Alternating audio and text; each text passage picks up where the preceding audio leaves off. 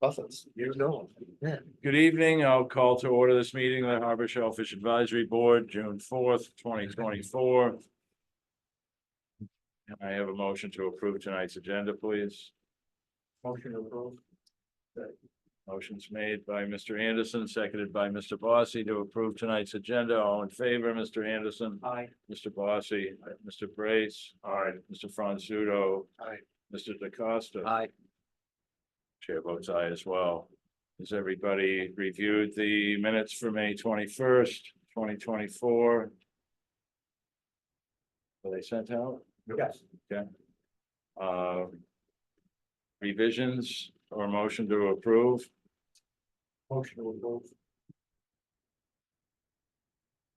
Second. I'll second, look at the exception. I think so I just Motion's made to approve the minutes of May 21st by Mr. Anderson.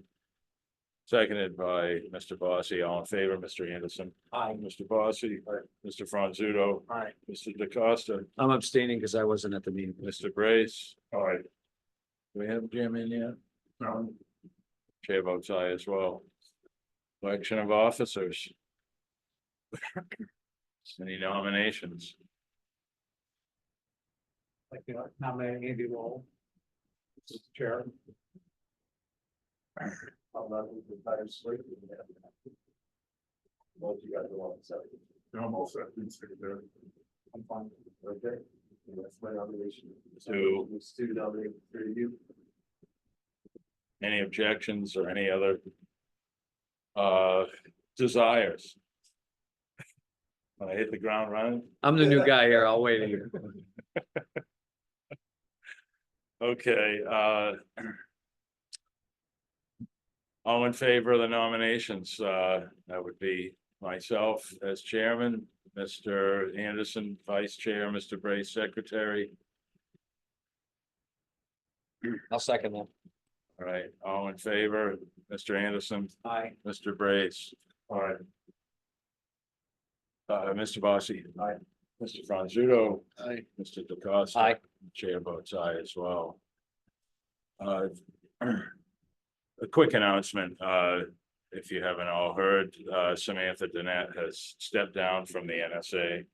And, but somebody is ready to step right in and fill her shoes. I believe his name is Ken Korn. You know? Who? Sorry, Who? Kenneth Korn? This is the Okay. first I'm hearing of this. Okay.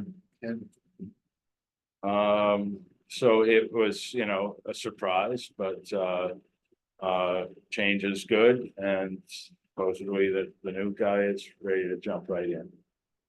So we look forward to meeting him. And if you all didn't know, they have an office, the NSA now has an office over the second floor of the Sea Grill. Marine Department report. Sheila's. No, she's not. Jim.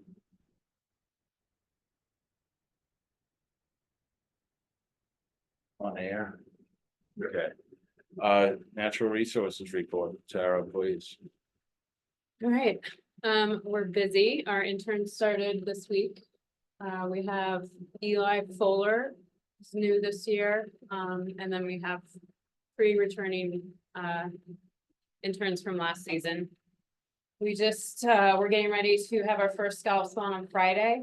We're planning all of our releases around the full and new moon.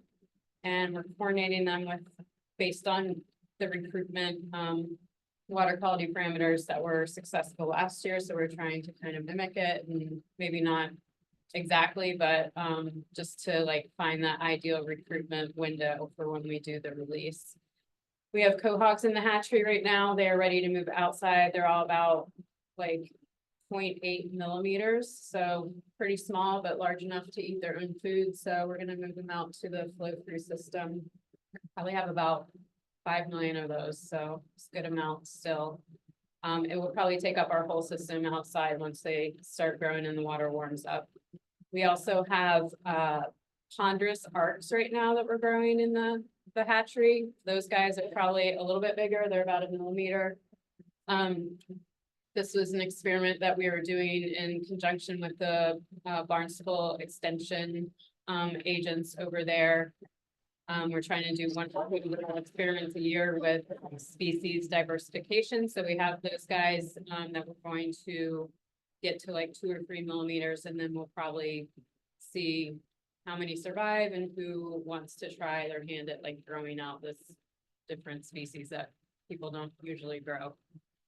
We are doing water quality. We have these 2 sondes which record all different types of water quality parameters that are going out this week. One goes in the head of the harbor and it stays out until October, and one goes in Fulpus Harbor. We are working on a report card right now with the Great Harbor Yacht Club. It's a collaboration with the town where they're gonna score, it's only for Nantucket Harbor, but they're scoring harbor water quality, eelgrass, and shellfish. And they've divided the harbor into lower, middle, and upper, and then pulled out Fulpus separate. So that is still being worked out, but should be interesting. What else? The DMF was here today doing water quality. We started our seasonal water quality program where we go to Nantucket Harbor, Mattocket Harbor, Sacajah, Hummock, and Myacomet, and then we monitor about 3 or 4 streams along Fulpus Harbor. And we do that. We do the ponds once a month and the harbors twice a month through August. And I think that might be it for now. So, any questions? Where will we release the cohort seed? That is still under discussion. We take suggestions. In the past, we usually do cohogs every other year. We've been releasing them close to the shoreline to create like some accessibility and equity for people that don't have boats in like shallow water areas. But you know, like I said, we're open to whatever. We also go to Mattocket.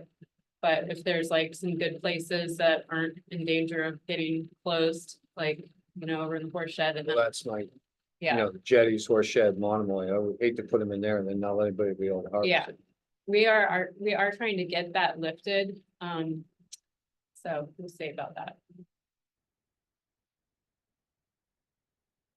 Does you ever notice if they naturally are, you know, propagating themselves? They were always available in first band. Yeah, I mean, we find them in all sizes during our surveys and stuff. So, I mean, a lot of them are huge and plants can live like up to 50 years. So you never know how old they are, but, yeah, we do see some smaller ones and stuff like that. We saw a bunch actually during the strandings too, which was interesting. Small. Yeah. Yeah, Board members, questions, comments on natural resources, or It's safe to say the closure is. as soon as there's 20 boats in the mooring field, they shut it. Yeah, that's, makes no sense. John was first, in the public. When, will the DMF quality test be available to us and is available on their website or? It's not, and actually I just got an email from JC who's online right now. It's probably not from today, it's probably from the last time they were here, but they send us a form that, you know, tells you whether the people pulled ones passed or not. So if that's of interest, we can certainly post that for people. We're tracking it because obviously we have a vested interest in trying to keep everything open. So we're making sure that everything's getting tested on a regular basis and that there isn't anything weird going on with missing performance. Is there like an estimated time frame when they would have the results? I mean, I think like probably within a week, I would say. Yeah. Simon, What size are you releasing the cohort size? We try to get them as big as possible until like mid-October. So usually it's like 3 to 4 millimeters. Anything that's survived is good at that size. I mean, that's what we can do right now without like, No, I'm just asking. yeah. I have, because they still predate like crabs and stuff. that's why we wait till like Yeah. they're like- everything's like inactive. anybody else? Natural resources? Anybody online? All right, forgive me for not doing this earlier. I'd like to recognize our new member, Bob DeCosta. I think everybody here knows him, so, more than just congratulations, thank you for running. Ginger Andrews decided not to run again. So thankfully Bob did, and, I've gone full circle, and I, yeah. 30 plus years ago. Well, we're looking forward to you being here and contributing in a great way. Needless to say, I'm sure our voice will be louder. So thanks, Bob. Any public comment on marine or natural resources? Moving into old business, continued review and update of the shellfish regulations. We were sent home after last week's meeting to look over fines. Correct? And Yes, was there I any- apologize. I didn't make copies because I thought everyone had one and I forgot that you were I starting. can pass so- mine around if anybody wants to. Just email it to me. Todd. Okay. So basically, we're reviewing the shellfish regulations and, making edits, adding, improving them. Adding things that we're missing, and so today we were supposed to go over the commercial violations, pertaining to. The conch fishery, because there weren't any violations associated with. Fines listed in the shellfish regulations, and then also the aquaculture violations. Were also not listed, so JC and Jeff. Inserted those. JC is here tonight to answer questions about why they are the way they are. I've met with JC and I'm sure he'll tell you that he just probably went by what the state has listed. For their violations, so. I know there were some questions about.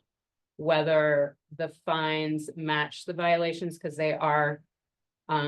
Higher than some of the other commercial violations, so I think that was something that.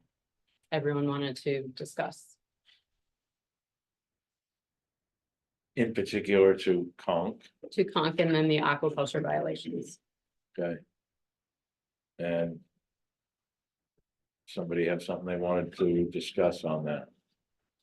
That's here with us. Dan said he couldn't make it. So he wanted to, Dan Pronk. Is there, where do we all see this? Do you want me to remind you what the discussion was around? Okay, Okay, so there's 4 things. So for the conch violations, there's an excess conch pot. Which started at $100 fine per pot. An untagged conch pot, which was $100 fine per pot. Fishing conch on closed years, $50 fine per pot. And then improperly marked or unmarked pots or trawls, $100 fine per pot. And when we were talking about this at previous meetings, it was being compared to the same with like bushel boxes and how those fines were like $50 a box instead of $100 a pot, so. I don't know if they're comparable, but that was what the discussion was around. You mean, per pot in water, right? Per pot being used. Mhm. Actively fishing. So if you want any clarification, I don't know if JC is available if you need. My only question would be, sorry, please. Mr. Chair. They seem reasonable to me. The question is. I have an issue when we don't supply.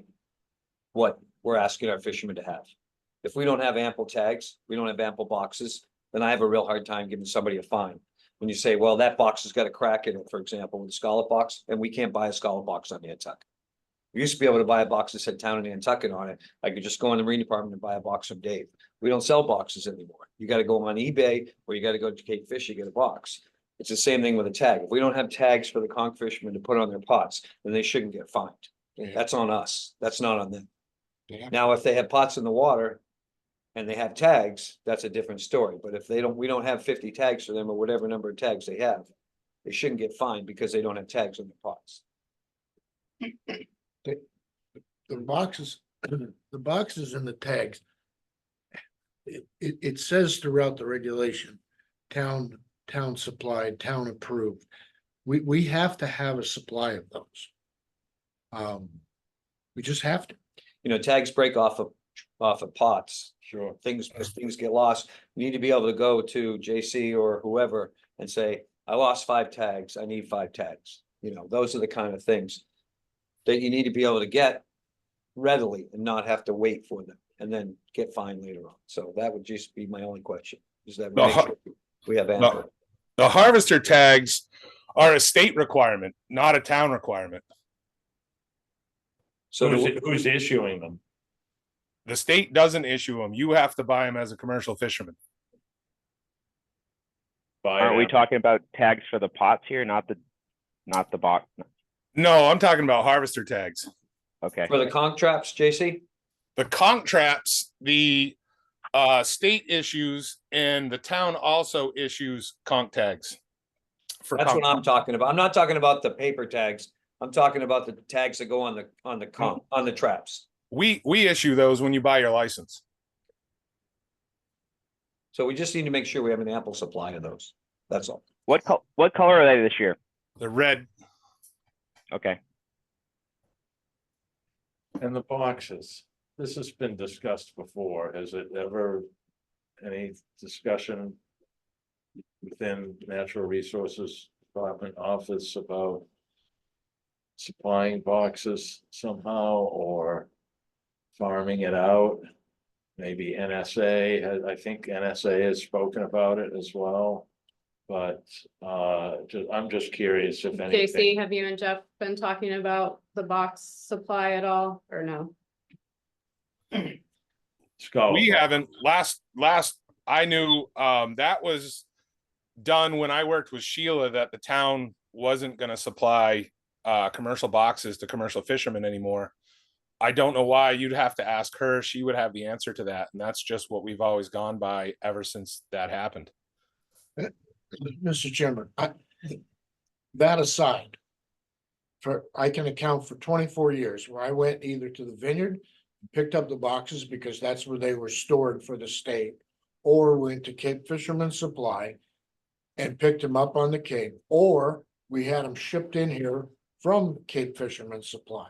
And we always had 50 to 100 boxes. There were years in the attic of the boathouse where I had 250 boxes. It's something that had been done for a long time. And I don't see why why it's so difficult. We make a phone call to whoever supplies the boxes for the state. They're not the fancy ones that used to have the town of Nantucket and the landing area on it. We used to have, but there were years where we used boxes from Gay Head. The years we used boxes from Edgartown.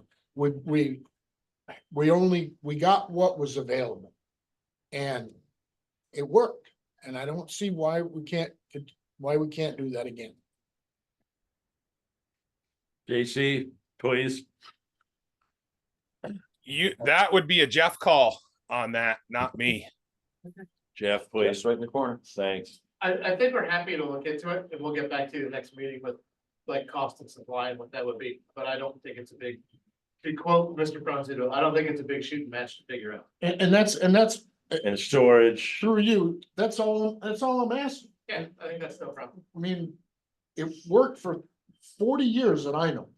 And we don't need 100 of them anymore. No, No, need you like- don't know. But when you No, break good one and point. it It's gotta happens, be right here. Good you gotta point. just be able to go grab one, because otherwise, and that makes it easier for Jason. Doesn't have them in stock. Good point. When we were doing that before, Tell me if that number's right. I'd bring 300, 400 boxes over at a time, but I had 120 boats. Right. Okay, so 120 boats is 600 boxes. So, yeah, so I don't think you I will would be say that for- big a deal. Jeff. A period of time too. Those boxes were available down to like Riggy's down at Brant Point Marine and Tim Rynamo. And they were selling them for a while, and I think that was contributing to the town not doing it, that's because they were local businesses doing it. those places don't exist anymore. So I think that's something we can probably, Like, if we got like 25 boxes, and if we lost them all, then we get 25 more. I mean, I think that's something we can at least interim until there's either a new place that's local that's trying to sell them and help My out, thoughts have a backup exactly. supply, or Mhm. you explode one and need one in a pinch, you can come get one, but I think that's something we can figure. And just to close the loop on that, the cost was whatever the cost of the box plus transportation. So if the box, so if the box costs $10 and it costs a couple bucks to get it here, then you charge $15. It's not a moneymaker. We're not trying to make money on it. We're just trying to be able to supply the fishermen with the correct box. Thank you, Jeff. Dave, getting back to the fines for the conking, I think those are fine. Like I said, just as long as we have the tags. If you have too many pots in the water, you should be held accordingly. $100 a pot is a high enough fine to make it worthwhile to not put extra pots in. Less than that, if you're getting more than $100 worth of conchs out of it and you're only paying 50, it might be a cost benefit to just say screw it. So, and I don't know if it's feasible to do, but I almost think we should kind of do the same thing with this as we do with scallops. If you get caught once, you pay the fine. You get caught a second time, it should be greater, and maybe a third time, you don't get to set your conch gear the next time around. So, that's an incentive to do the right thing and not poach. So, They do double it with every offense. Yeah, okay. I don't have the paperwork. no, they do. increases each time. But to Bob's point, let's use untagged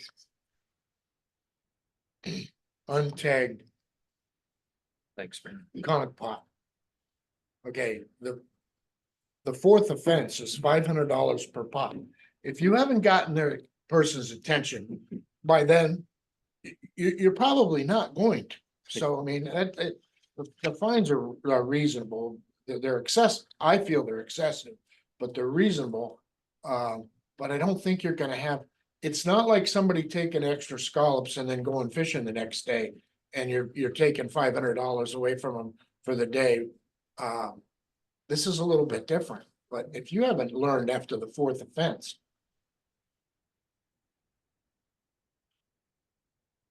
I think we have a consensus.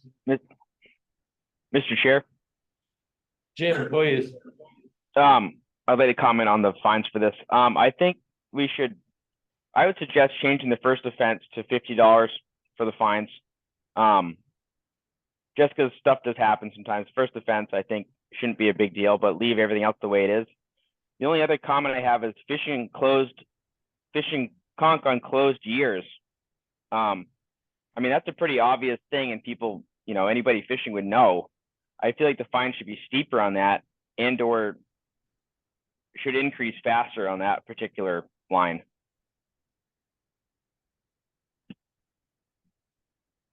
All right, Matt, please. I mean, I would agree with Jim. It's a pretty blatant violation that would be premeditated, and I think that if you're doing that a second time, you lose your permit. Yeah. I would agree. Yeah. Because that's just like, It'd be like scalloping in August. That's just, it would be ridiculous. again, it's ridiculous. It's ridiculous. Okay, Therefore, the penalty should be ridiculous. And loss of being able to fish the following year. Yes.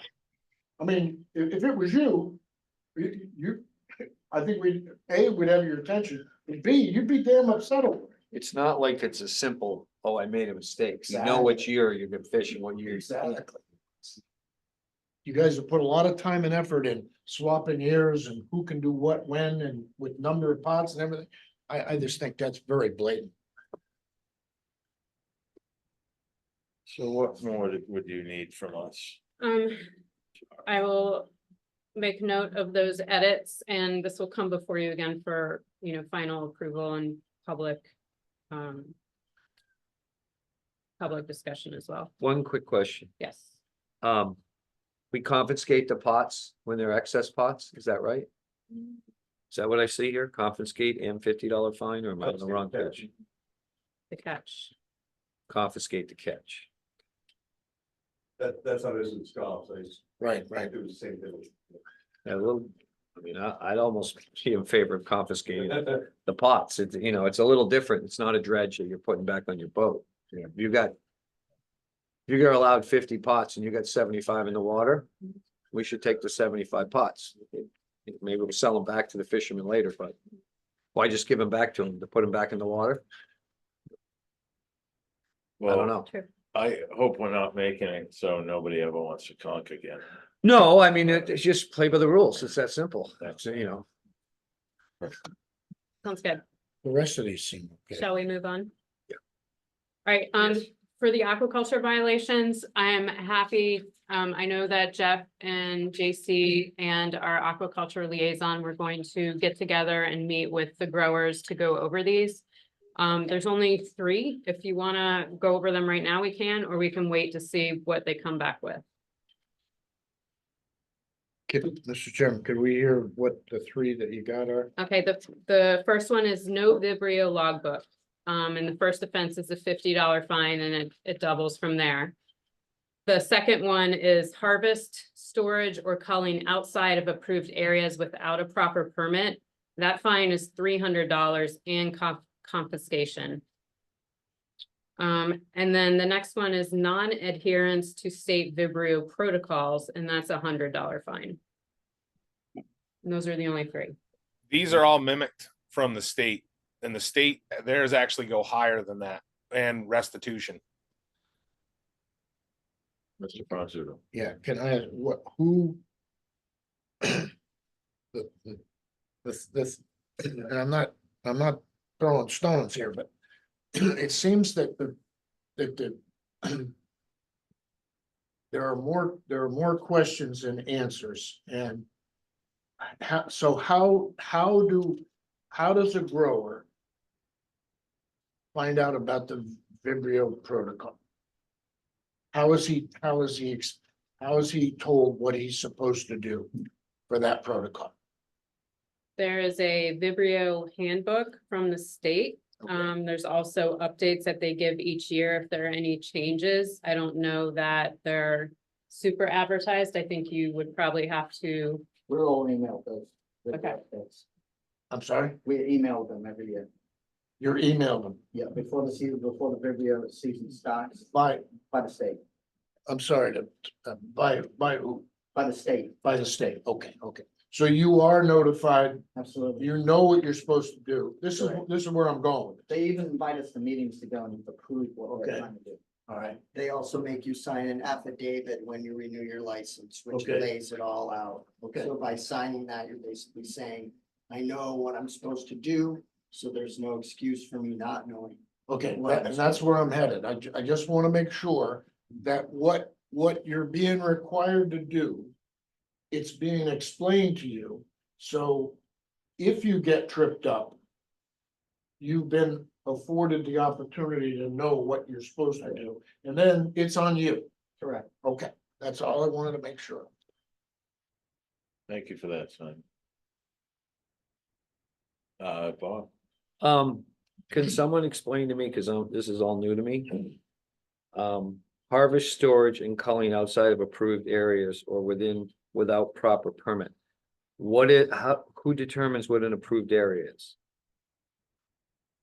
That is also on your permit. When we fill out our permits in the beginning of each year, they ask if you want to off-site call, which means you take them home and call them at home every time. You have to tag them when you're doing that. And so it's written on your permit. So when JC or Dave in the environmental call catches up with us during the week or when we're playing around, they'll ask us to see our permits.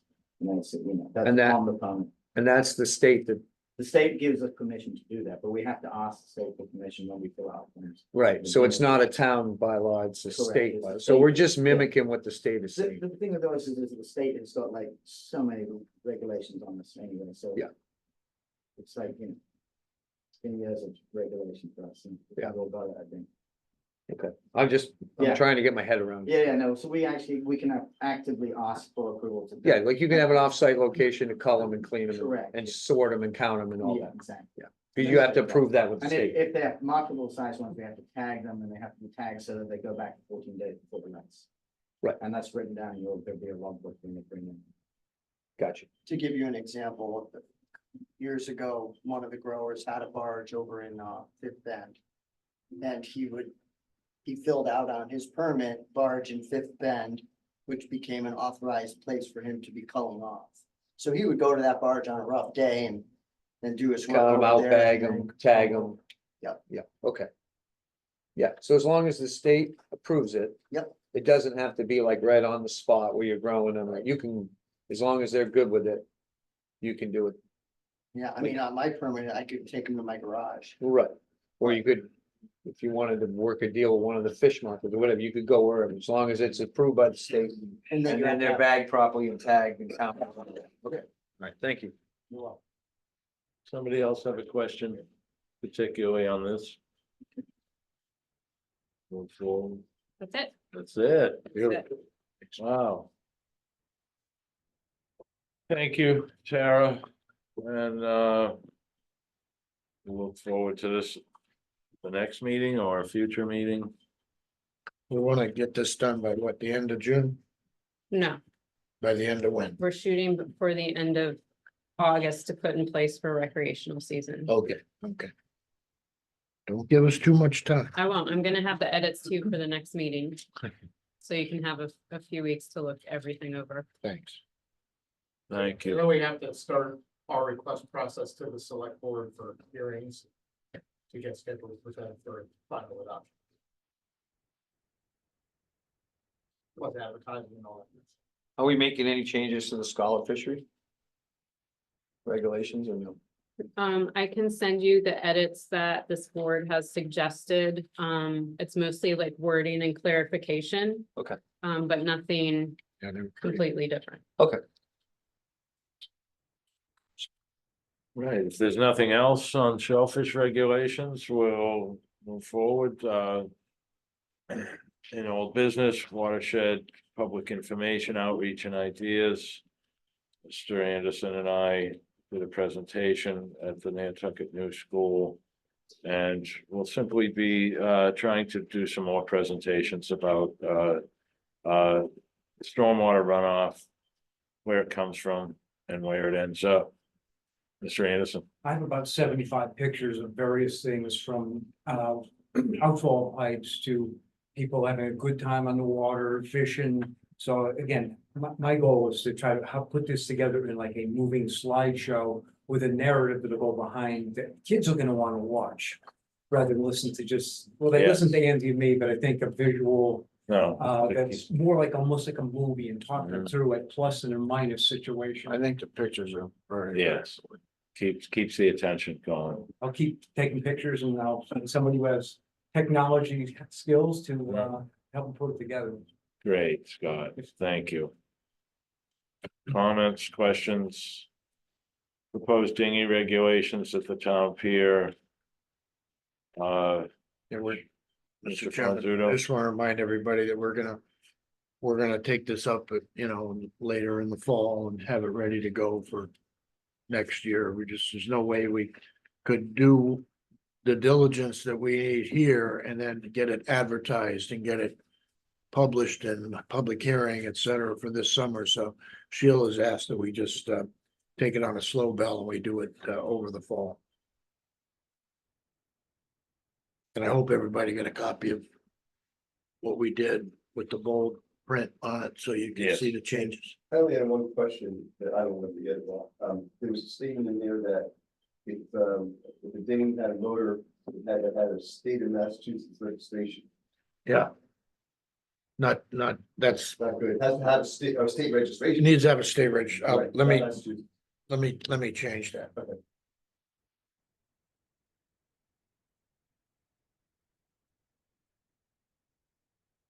Anything else? With dinghy regulations? Specifically at the town pier? Conch harvesting, do we have more discussion to continue with conch harvesting? We've kind of touched on it already with the regulations. Well, I'm not sure if Dan wanted to continue any discussion? Matt, do you have any? I don't think I thought, I was pretty sure we covered everything last meeting. You know, so. Sarah, anything? Okay. Board? Letter to the land bank regarding commercial uses at Petrol Landing. Dave, we just kept this on here, well, actually, go ahead. If I got- Yeah, so I've got some copies on, this is what I came up with, anybody, I had emailed it out, probably wouldn't have gotten one, so. Shut down, yeah, anything else? Thank you. No, let me have another copy. I'll take a look at it. Thanks, Steve. And basically, it's, Thank Jim you, and I had discussed this some, and, Jim. gosh, well, Good. and, I think the commercial, so the goal of this is to get this to the actual members of the elected members of the land bank. Because they just gave out 100, 200,000, I don't know, but they're putting in wells, they're putting in power, they're putting in a new community garden, they're doing all this stuff with agriculture, and they and power too, and I think it's great that they did that. And this letter thanks them and agrees with them, we really support them doing that, but they've ignored aquaculture. They really have, and so it's just commercial in our agenda, but that's completely taken out of here. It's just public use is what we're looking for, 40 feet of public use at the end of this document. That with a place where someone can in and park for 15 minutes, load half an hour, whatever, load, unload, and it could be anybody. I don't care if it's commercial, if it's private. Dan Pronk's boat's 42 feet. Well, there's stick out a little. That's all there is to it. Ned mooring. Yeah. So, anyways, that was the goal of this, was to try and get the attention, because we've all been knocked down multiple times.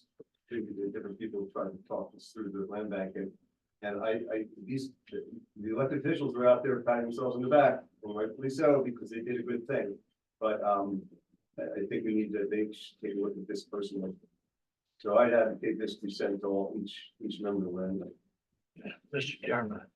Mr. Franzuto, Yeah, and this is in direct support of the unanimous vote of this board for the land bank to do something as outlined in the harbor plan.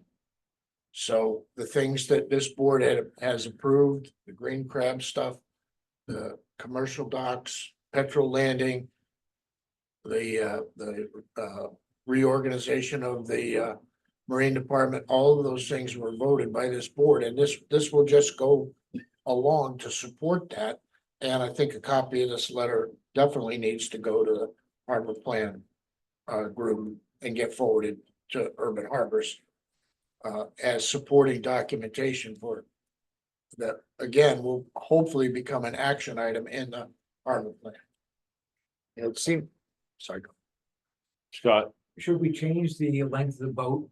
Because we already know we have somebody who might use it that exceeds that. how long is this pier? I think, I was looking at the plan, I think it's 120 feet. And they plan to put 120 feet of dinghies on it. Right. Yeah, they're taking my mooring away. So take a third of it, that's where we came up with 40 feet, I think. Take a third and make it for people who actually, you have pay for moorings, pay for the, that don't have any other way to get to their boat. Yeah. I mean, I beached my boat this morning just to do stuff to it. Jim, how long is your boat? 30. He might be gone, I think Well, it's 38. Coast Guard's there. Mr. Chairman, Yeah. something about that too is from a practical point of view, I don't see them burning up a third of the dinghy dock. I see them back in between those pilings and up against the bulkhead and Yeah, offloading that way. I don't Yeah. see them taking it, right? But their big stumbling block has always been this commercial thing, which is what got him in the lawsuit and everything Right. else. So I think if we take that out, it can be used by anyone for anything. And that's basically what our letter to them said is let's do something. Let's do something. Yes. Well, I don't know if there's something specific to Petro Landing about commercial use. I'm glad you have in here what Mr. Sherlin brought up to begin with, that, they're allowing use of a lot of land for farmers to grow crops for retail. And so it seems to really be in line with, agriculture being in line with aquaculture, and I wish you could almost embolden that last sentence in here in paragraph 2 to this is what we're really Mhm. looking for, and I mean, that was the I- goal of this, right? Just the whole paragraph. yeah, and unless they, come up with some type of legal jargon that keeps them from doing this on the water, but allows them to do it on land, it really doesn't make sense to me unless, like I said, it's something specific to Petro Landing, which would be very sad because Petro Landing has always been commercial use. Well, it's kind of, So, it's kind of hypocritical that they'll put a 120-foot dock in for dinghies, Yeah. but they won't put a 40-foot open area for loading and unloading. You don't have to call it commercial, just anybody can load and unload. Yeah. Yeah. I'm from a personal point of view, I'm not happy at all because my mooring's there and it's been there since 1979, and now I'm gonna lose my mooring because they're gonna stick a 120-foot dock in where my mooring was. Where am I supposed to go now? No, it's tight against the bulkhead. Yeah, but I don't, they're gonna be 100 dinghies bouncing off my boat on my moor. Why build a dinghy dock and call it recreational when just a simple dock for anyone, and again, anyone to pull in and unload and load. I mean, all you gotta do, you and I are on the water every day. How many different boats pull at the end of the town pier every day and load and unload people? They're not commercial boats. Everybody and their brother, they go out in the anchorage, they get their boat, they come in, they pick up their people, they pick up their fishing rods, their coolers, their hot dogs, their floats, everything. It'd be nice to have somewhere else to do that. They gotta step off the end of the pier, over the steel dock and down into the boat. And if there's 2 or 3 fishing boats there, they can't do it. And this would be sheltered out of the wind. It's a total recreational use, and to say it's not, it boggles my mind. One of the things, Bob, just a little bit of background too, was this was also in response to the harbor master's congestion at the dinghy dock at the town pier. So this was trying to alleviate some of that issue.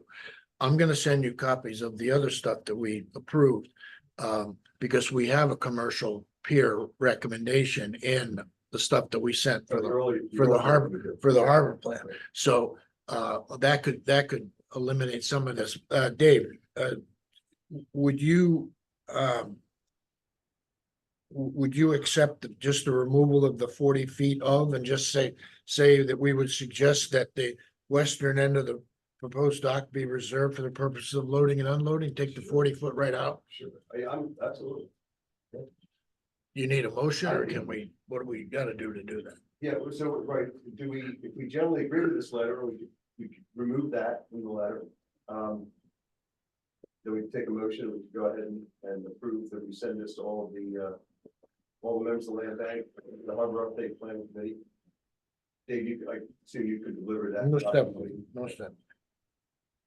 Does that fit with what we're? well, just to maybe bring Bob up to speed, this is our way of just trying to like tiptoe in. Yeah, no, I get it. And, if you want to put 2 feet down on it, I'm behind you as far as, just catering to dinghy and seeing more use. I don't know how much, we can ask for. You can see what the land bank's been doing. Well, I And- mean, my gut is telling me that the land bank isn't gonna want any vehicles Yeah. driving on and off Petro Landing, that they're gonna put this dock in and they're gonna put picnic tables and grass Exactly. and, like they've done over here at the Rotary. One handicap parking spot. Yeah, maybe. And then, so they're not gonna want like me backing my truck down, unloading 1,000 pounds of ice into my boat to go tuna fishing, or Matt putting his conch traps and stuff in it.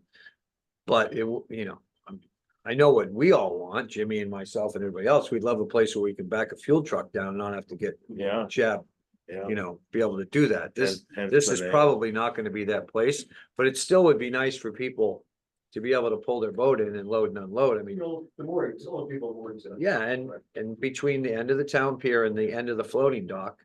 I mean, I see it all the time, and I'm sure everyone else does too, you know, they just pull in and grab wherever they can, you know, so. I mean, anything is an improvement, so it's better, I'd rather see, if we're gonna get a dinghy dock, I'd like to see a little section of it open to go in and go out than just dinghies, so. So we want to just. Do you bring know- that to the western end and see what they come up with, or? Doesn't this thing pier have a north-south? It runs from east to west. Yeah. Isn't it? It would be the north end. So the north side would be the inside of it, closest to the houses on Commercial Wharf. Where Dan keeps his little, there's a little floating dock there now, and Dan keeps his runabout there to get back and forth to his lobster boat.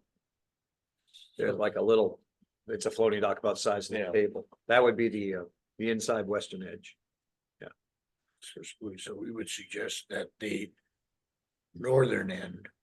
of the And- proposed and- dock. Mr. Bossie, do you know if their plan is revisable at all? I'm not sure if they actually have a plan that they're implementing the way they're. like, Well, they had a pocket plan parks. that they went to court with. I'm wondering how much they have to stick with that. Because, That was the, oh, okay, right. I mean, That their was- plan was appealed. So they had a plan and we've seen it here. We've seen it, right, and we asked, that was when we asked the commercial, we saw that plan. And so that plan was, as far as I know, it was changed to just a dinghy dock. It was an approved plan, approved by the Conservation Commission. And then they got taken to court because of that approval. So that's the plan that exists. So maybe it's worth finding out from them what that plan is before we send the letter, because then we might be commenting in the letter on something that doesn't exist anymore or might have changed. So there's no chapter 91 license. Not yet. No, they've applied. And there's no, again, I'm not throwing stones, but it's, Peter's been at the same meetings that I've been at. And when we ask these questions, we really don't get a succinct answer as to what is allowable there now. Because I don't think they want to commit right now. Plus that even though the litigation is over, according to Jesse Bell, Executive Director of the Land Bank, they're holding their breath that while they go through the Chapter 91 process, Somebody that doesn't appeal. doesn't get appealed, which can happen, and that could be more years down the road, so they're waiting to see how that goes. But I think that we should find out what plan does exist, what its status is. I'm wondering if we could have a joint meeting with the land bank commissioners. And really. Get some answers face to face and possibly hash some things out. I mean, every time Petra Landing comes up. I get my hopes up like a kid in a candy store that this can be, you know, something useful, and then, you know, I drive by a park and I look at how. Perfectly placed everything is, and I feel like, is this gonna happen at Petra Landing too? So, I have a question. Mr. Franzulo. What would it make sense to clean this up and send her a draft? Yeah, Send her a draft and say, this is what we're trying to do. We're trying to support you. We want to make sure we're headed in the right direction. If this helps, let us know, and you know, we'll sign it and send you a final copy. Or if it doesn't help, tell us how we can further help. What do you think about that idea? We should have Jesse come to our meeting, I agree. and not necessarily the whole commission. 'Cause she's gonna speak for them, and we have our questions, and just have her attend by Zoom or have her come. so within the letter request to open up some dialogue. I would suggest With with this this board. invite her, I'd give her the draft. bring with. Because I don't like getting blindsided when you walk into a meeting. I'd rather know where I'm gonna end up. Absolutely, of course, yes. Okay, see if they have a plan of it, so. And we could send her a draft and then say, you know, attend by Zoom and help us help you. I've just been frustrated with getting and I'm not necessarily I'm not getting the right answer. We're just not getting a complete picture, which is why we're here right now, talking about having her come in and explain it again. Does anybody know how long the land bank owned that property for? But Saw the first plan in 20. how long they've owned it? Computer. I think they've owned it since, if I had to guess, it would be somewhere in the early nineties, late eighties, when, Oh, yeah. who used to run Steve the Walker. sailboat? Steve Walker. Steve Walker. No, Steve Walker, yeah. Right. Okay, It was all right. Steve Walker's property, You really go back that far? and he Goes owned back to the that, nineties anyway. yeah, it was in the nineties, cause he used to operate the sailboat thing Yeah. there. And he owned that house right there. So, yeah, so it was early nineties. All right,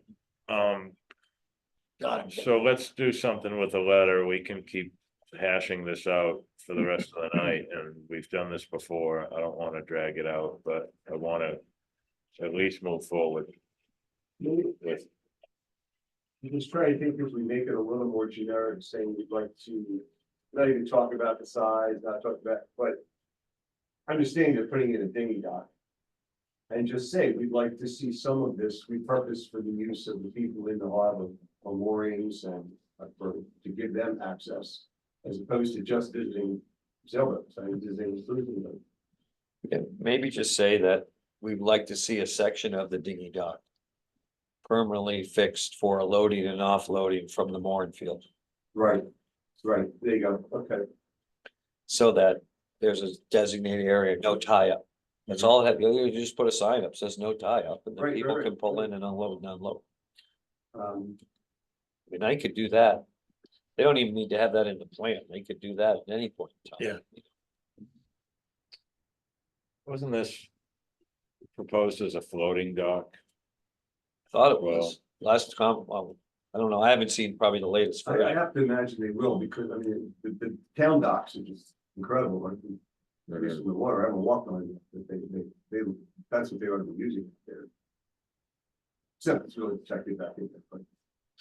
Well, there have been some questions I've fielded, about why dinghy dock pilings are so much taller than fixed pier pilings, and I imagine it has something to do with 100-year storm and tidal movement, to keep them from floating up and over.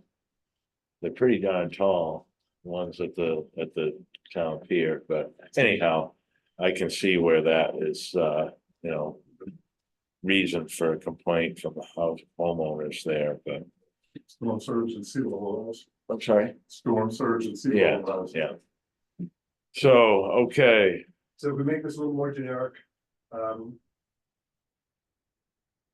and I think we ought to get it in our hands before we talk to, in the hands of the elected official, before we ask anybody to come to a meeting, it's just tell them what we're thinking. And we're happy to discuss it, we're happy to, come to a meeting with you, discuss this, or invite you to one of our meetings or whatever, invite, come to your meeting. But the protocol will be to send it to Jessie, and then she'll distribute it to them. Okay. It's easier just to send it for a picture, but Yeah. we would ask her to copy everybody and make sure they're okay.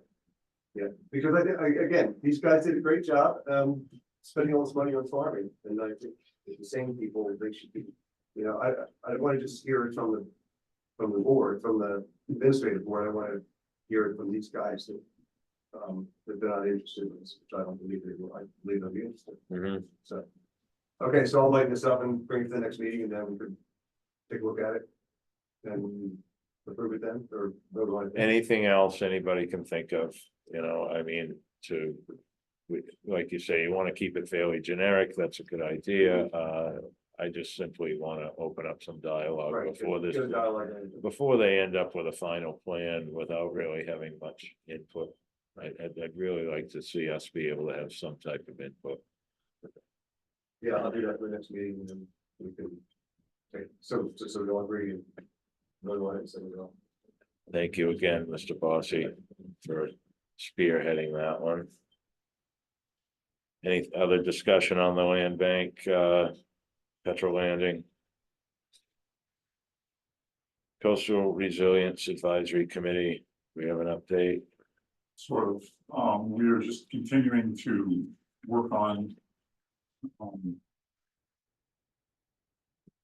We have to go before the select board and request, it's kind of silly, we have to go before the select board and request that we then advise the select board on how the various regulatory boards will carry forward our message of coastal resilience to the public when applications are turned in, so like planning board, HDC, Conservation Commission. So we'll continue to work on that. That's about it. Thank you, Mr. Brace.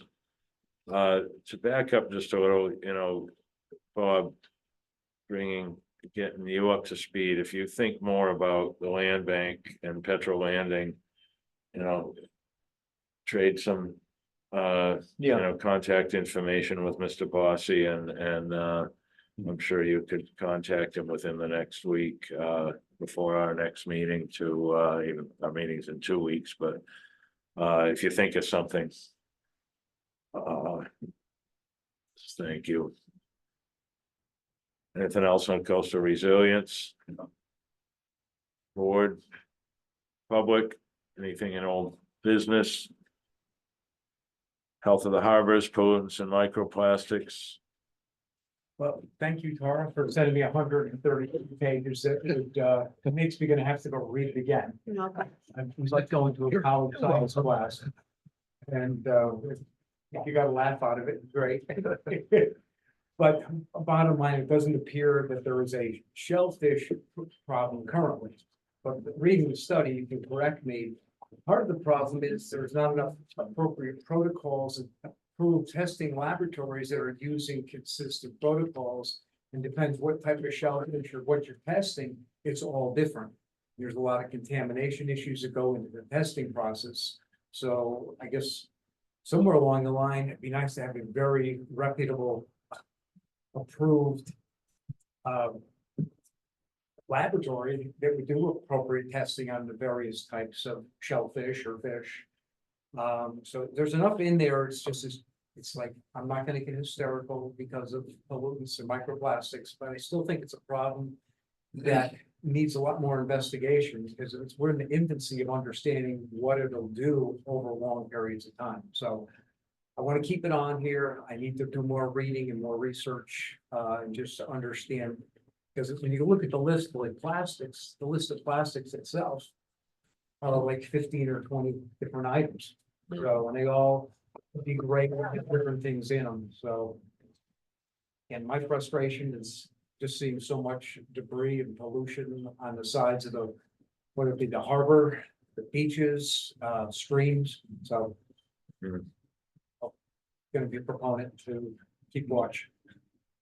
Just to clarify, you mentioned testing in a laboratory. Is there special equipment required to find microplastics in water samples? Well, it's, again, what they're doing, I think they're testing a lot of the fecal deposit that comes out of shellfish and various animals. And again, it varies on whether something's up high in the water, like an oyster, or whether it's something, it's a clam that's down in the bottom. So you're the biologist, I need your help. I was just gonna say shellfish have a process of eliminating waste called pseudofeces. It's basically stuff when they are collecting food particles in their gills, they're able to select what they want to ingest and what they don't. And so they can add like a mucous membrane to the particles that they don't, and it comes out as is called pseudofeces. So it's just, it never really is digested and it just comes out. They're pretty smart. Wow. Pretty damn good. Okay, thank you for that, Mr. Anderson, Tara as well. Any questions, comments on pollutants and microplastics? New business, aquaculture lease, specific to Sean Fitzgibbon? How does this discussion open up? What do we have going on with this? Anybody? Do you want me to take? that? Please do. Yes, Jeff. Sure, thanks. so it's kind of our attention that, for those who don't remember, Sean Fitzgibbon transferred Pat Lambert's licenses into his name a couple years ago, resolving that whole revocation saga that went through the Board of Selectmen and through the Shellfish Advisory Board. Sean started to use the overwintering Hennep Harbor lease as a year-round use, which came to the attention of the environmental police officer, Sergeant Wright, and then the Shellfish constable. In order for that to not be an overwintering area, it takes either some action from the Board of Selectmen and then to the DMF. In our review of it as well, that area is also classified and has been approved solely as a subtidal area. For those who don't know what a subtidal area is, it's confusing. That's an area that must be maintained below low water. So it has to essentially be covered at all times. So that area between low water and high water is the intertidal zone. And then above high water, you leave and you enter the beach. The Division of Marine Fisheries has that area classified as subtidal only.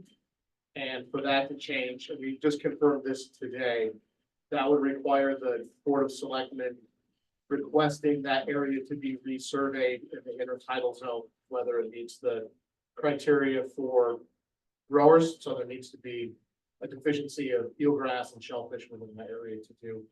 But I think even before we were to get to that step, I think we would have to sit down and talk to the other 5 leaseholders in that area, if that was something they wanted to pursue. It hasn't come up in the 10 years that these have been operated. They've always been operated on a, when I get the date right, it's November to May, overwintering site for those guys to pull gear and get out of harm's way during the winter months. And I think right now, just our kind of preliminary view is without those approvals in place, that area needs to be maintained as the overwintering site in a subtidal fashion without change. Hopefully that wasn't super confusing. It's kind of a stream of consciousness explanation. So I think we want to go ahead, Dave. No, so. So. The, he's using that as a year-round grow out site, Correct. and how many acres? It's a 2-acre site. Okay, so it's a total of 12 acres, right? Correct. Outside of Cascada Pond, so Correct. everybody knows. Yeah. All right. So there's 2 acres available for all of the growers. Oh, no, excuse me. There's, each grower has 2 acres in that area for a total of 12. Right. Oh, sorry. I You said it better than I. Yeah, if people want, sorry, I even brought handouts for this. You can see, this is the original approval from the DMF, and there's a little map on the back. Good. For where it is. And when it was originally mapped, we knew that we didn't want to have stuff on the beach. That beach is owned by the Conservation Foundation. It's not owned by the town, it's not owned by the land bank. So I think when it came to our attention and then came to your attention, we wanted to bring it in. To at least get some support for maintaining it as currently permitted. And then if through the process and discussions with the other growers, it needs to come forward for any change, then we can do that then, but right now, I think we're just looking for support of the board to maintain it as currently permitted, because we believe that it needs to be maintained that way, and at least putting off any request for change until we can go through that whole process. What would it take for initiating that process? I mean, so Sean filed a request with their office. Like I said, I think from our end, we would need to first engage, and it's nice that 3 of the leaseholders for that area are here. So I think they're aware that the discussion's going on. to see what the needs of the group are. I mean, I think if, I don't want to speak for anyone here, but if this area would have been available year round, I think guys would have been utilizing it. They utilize all their other acreage that's available for them. And I think it serves a good purpose, but I think there's also a balance between needs for licensed areas and the licensed growers and also the public for what it is. And there was a great concern when this was originally permitted for not impacting public use areas and beach areas and trying to be mindful of that. I think the issue that came up with the lease in year rounds, there was some confusion. You guys don't remember, Mr. Lambert had a bunch of extremely derelict gear that had been in that area. It was like short of the artificial reef in spots. For what gear was coming out and if there was new gear going in, because it had sat for so long. Well, he was going through that revocation process, so I think that wasn't helpful in that, but I think right now, it's pretty clear to us that our permits and licensure through the Division of Fisheries only allow for that as an overwintering site in the subtitle area, not on the beach. Mr. Brace, So. Of the other. Oyster farmers, are they? I know some of you guys put your stuff on the bottom, right? If you want, I mean, so history on this is that area up top of the harbor that's being, we all use floating gear in. If you dove on that area and gone to the bottom, you can shove a rebar about 23 feet down and never find the bottom of it. My question is, the area that we're talking about, do all the oyster farmers then take their gear there? Not all of them. Through the winter time, yeah. For the winter time. You do? Yeah, I mean, I might have a lease in Pulpus as well, which I can't leave in there in Pulpus because it's too shallow, so we'd be killed in the Right. winter. So I have to move my stuff there. And it's, the problem with the main area at the head of the harbor is that it requires a diver, and it's not like, hey, it's fun diving, we can see 10 feet in front of us, you can see right here, it's like diving in a closet. And so we try not to put as much, we'll only put down what we have to in there, and we'll move a lot of it into the corner.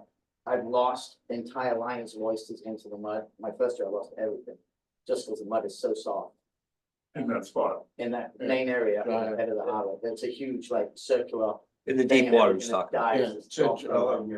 Yeah, it's He's so, not talking about it on the beach, he's talking about On the the beach. beach, the hard sand bottom, and that's why it's great to put In the this. subtitle zone, in there, Yeah, yeah. in the subtitle zone, yeah, it's 4 to 8 feet deep, and you can get out of the, trouble in the winter.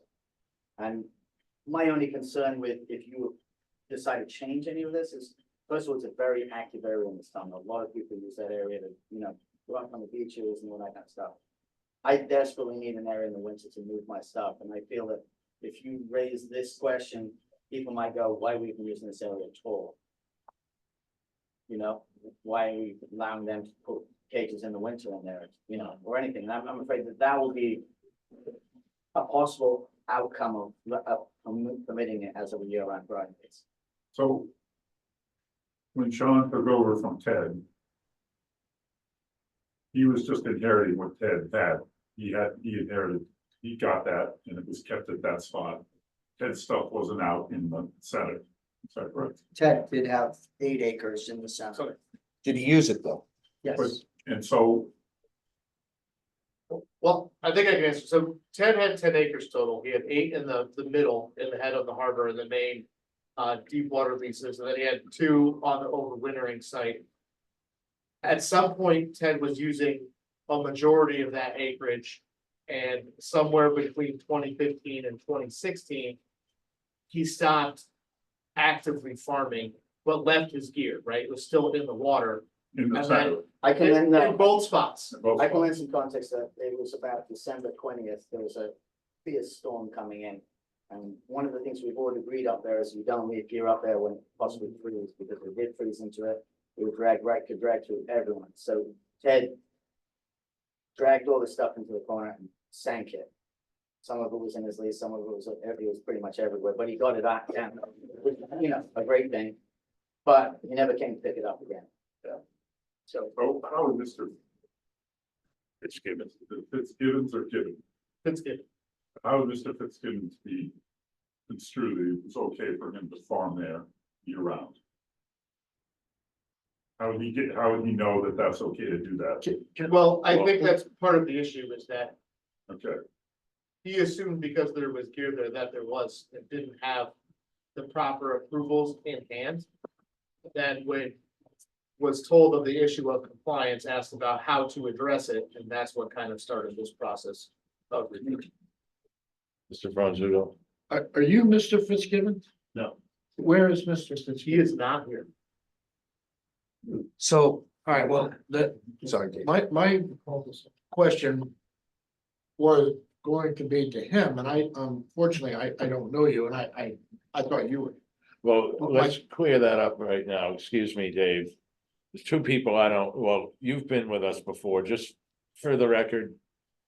Carl Bendixson, Carl Bendixson. active in the baseball fishery, on the water year round, the moorings. Works for Jimmy. Works for who? Tim. Okay, all right. And you are, sir? John Logan. John, I've heard your name. John. And you are? Mac Ray, one of the owners of one of the oyster farms, Okay. Yeah. Mac Ray. And whose lease did you take? Whose I lease got, did you I take? got Gordon Frazier's old news. Okay. So, Okay. How many acres do you got the operate rates, I in? know. tens. So they all have, Same, you Yeah, eight you all- in the you all- middle and two. Farm has 10 acres. you all have 8 and 2, right? Is that how it Yeah, works? So I would say the difference, Simon's is a little I have different. two, I have two. Because you have some in Pocus, right, son? So as a follow-up to Peter's question, how? Did anybody? Did anybody say to him to not use that area as a grow out area? Or when was he told that he couldn't use that as a grow? So I'll try to answer it, and JC can hop on if he needs to. So he's been provided the same information that everyone else has.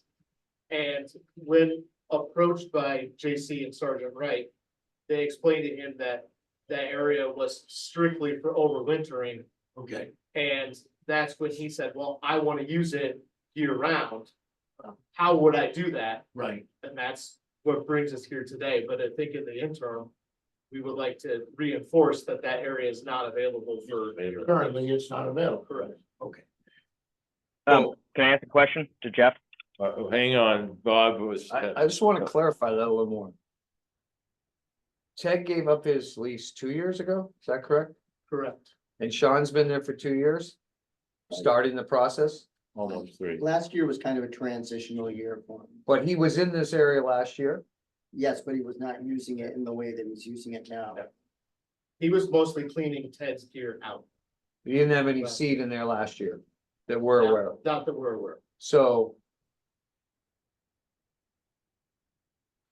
See, I'm confused here because he called me and he told me that he's had product there for 2 years and he has oysters ready to harvest now from that area. So So if that's the case, then I have a question as to why we didn't tell him 2 years ago, hey, you gotta be out of here. So without him in the room, it's kind of hard for me to get down this. Yeah. But The he, first year was him working with Ted trying to figure it all out. And in the second year, I can't explain to you what the gear looked like, how bad it was, how bad the oysters were. That's what he spent a majority of his time doing, was cleaning all that up pretty much by himself. And that was when he asked, and I had explained to him that he needed to contact the Division of Marine Fisheries to get permission to do it.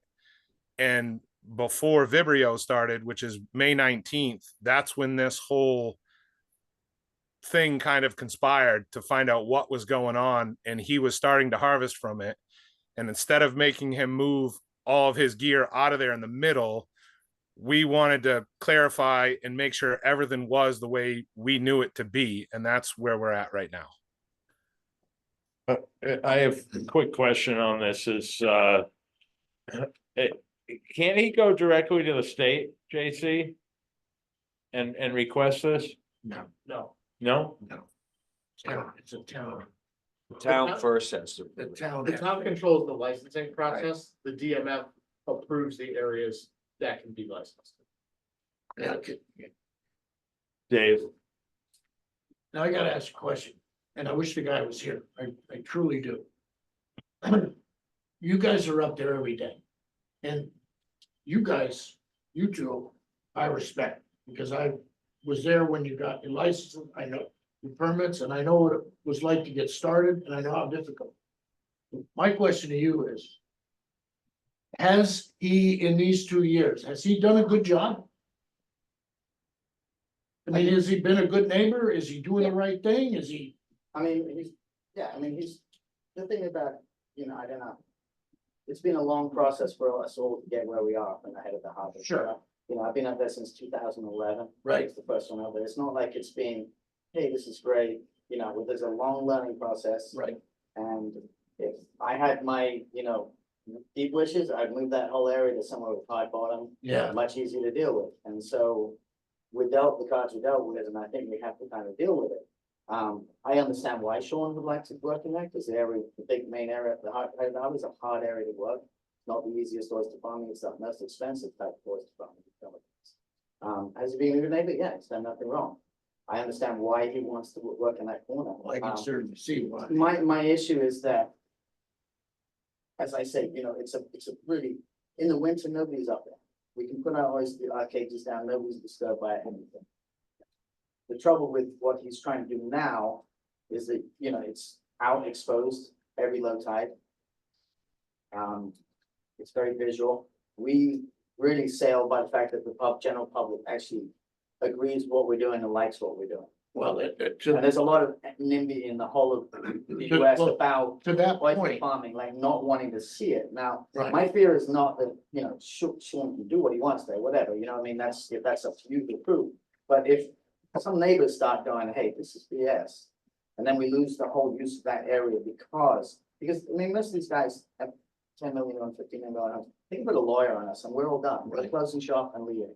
Mr. Chairman, Well, wait, Dave, Simon, it's not in front of anybody's house. What do you? It is very visible. You can see it from Pocono Point at low tide. What all you guys have out in the middle, or Correct. what he Yes, has? and the process we got when we got approval for that was, Right. we had to go for the DMF. Now, when you're having floating gear, there's a separate category license that you need to have. It requires a 90-day process for DMF. And I had 132 abutters that had the chance to say yay or nay on that. Right. And if one of them had decided to do it, we probably would never, none of us would be out there. and to that Okay, point, Dave. it's, and to, the demise of the fact of how difficult it is to work there. It was it was what we had to do to get any area approved. And I know what the bottom's like up there. It's like powder. Yeah, in that gyre, it's just, bottom goes up forever. But to your point, you would, and to the board, to Simon's concern, we wouldn't want to do anything to screw up the 30-acre parcel. It's what, 60 acres. A 60-acre parcel or this overwintering site in any manner, unless all the growers are sitting right here saying, we've got to have that for grow out. Because you don't want to, you don't want to screw up what you have. It's not perfect, I understand, Simon, but it's what we have and it's worked for us. If you take that for grow out, this 12 acres there. What do you do with your equipment in the winter? You want to bring it in and get it out of the winter, you grow in there. You'd have to leave it there. You have to leave it out. Correct. But I mean, we put gear in the winter to protect. They're already bringing it in there. They just leave it there, you're right. It's there from November So, 1st. but what Jeff had just said, I didn't realize it was only it was a subtitle lease. So what Sean is doing right now is he's above the subtitle level, which makes it much more obvious. All those cages are completely high and dry. You see them every time you drive out to So they're You drying, can he's take drying, them he's drying his product out. Yeah. So he's not getting the growth on it. Twice. Up in the head of the harbor, what you do is you flip your cages and air dry them that way. Right. It's a lot of work. I mean, that's the nature of what we're having to do up there. As I said, if you look, you can look around the whole, like Connecticut, Rhode Island, there are so many people that do not want to see aquaculture in there. They all love it. It's great, but not in my front yard. Right. And so there's plenty of places where those kind of whole oyster projects just held up in for years, or it stops completely. All right, so what so what do we do? What do we recommend to you to do? Do we tell him to remove what he's got in this I don't think it's up intertitle? for us to recommend anything. No, I'm not saying you, I'm saying us recommending to Jeff. I think at a minimum for right now, we should be maintaining what's permitted to not have gear in there right now. Yep. And if through whatever next period of time, we want to work with all of the growers to decide if that's something that collectively they would like to pursue, then I think we come back and go through the process. And if that's something that collectively they just want to maintain as is, But I, then we maintain it. what as I'm is. hearing is they wanna maintain it as it is, so they have a place to put the stuff in the winter. Matt, did you have something you wanted to? I was just Mr. gonna Chair- add, I was just gonna add, and I think it's important for everybody in this room to understand, and it speaks a lot to what Simon has just said. Sean's got what he's doing up there. You have to imagine if you change that, it's not just gonna be the 2 acres that Sean's dealing with up there. It's gonna be 2 times 6. So you're gonna have 12, you're gonna have you're gonna have cages all the way from the mouth of Cascada halfway to Toppers. And that's gonna make the public go nuts. Right. And that will blow it up. Right. So you're not just talking about carving out an exception for Sean, because if you carve out an exception for Sean, then we're all gonna be there. And to be perfectly honest, I would have been there for 10 years. But I always knew that this area, and Bob, you were selectman at the time when we talked about this, we had to beg for that area because it was scallop bottom. And they said it's conditionally approved for the overwintering because we were all so desperate to get out of the deep mud in the winter, and we really depended on it, and we really depend on it now. Yeah. So to put that in jeopardy by risking the ire of the public, I think is. Before I go to you, Jim, Jim? I had a question for, if I could ask a question to Jeff about the lease, the permitted agricultural lease sites. Where's the information available that shows the lease sites? I found one thing on DMF website, but I could not find anything about the Cascada area. So some of the DMF approvals can be hard to track down on their website. They do publish them, but I'll email them all around to the group if that would be helpful for folks. I mean, I feel like that should be included, a link on the town website or a link on the Shellfish regulations so that, the information is easily available for everybody. I mean, I assume everybody gets a paperwork pamphlet or something when they get their oyster lease site, but I just found it difficult to find that information. Yeah, no, I'll make sure that's easily available for everyone. Yeah, because if you look at that stuff. It says 12 acres outside of Cascada Pond, and it doesn't say, it doesn't say it's a grow out area, it doesn't say it's an overwintering site. The clarification of what can be done where needs to be. Other than having to go to the DML. Needs to be explained. Yeah, I think we're happy to put together a summary that we can put online. for everybody. Well, I'm gonna play devil's advocate for a minute here, because as Matt said, I was on the board when this all first started, and anything new, everyone's always. You're very cautious going into it. And I was apprehensive about any kind of oyster farms. Because of all the years of the oyster farms in Pulpus Harbor with. What's this? And and they never worked. And so, but I signed on. Hard seal. And I gotta say right now, that I think the whole atmosphere towards oyster farms and what you guys have done has turned around 180 degrees. People love Nantucket oysters. They love the fact that you guys are growing them here. And they love the fact that it is a sustainable fishery that is done locally here. And I think that you'd be surprised that you would not get the pushback if you guys, all of you, wanted to grow in that area. Now, I was concerned originally, Matt, as you said, because that was a scallop area, but it's an overwintering area anyway. So if you put all your gear in there during scallop season, we're not going to scallop in there. So what's the difference if you're in there all year round or just in the winter? I would say that I think you guys should all apply through the select board for this area to be used to make it your operations more efficient and for you to grow more product.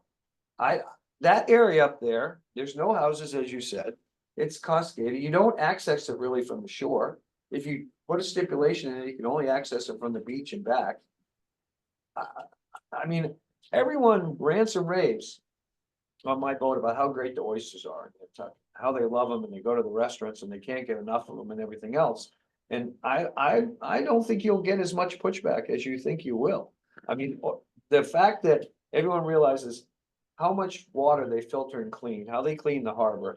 These oyster farms are going in everywhere now. I mean, they've got them all over the Cape, they've got them everywhere.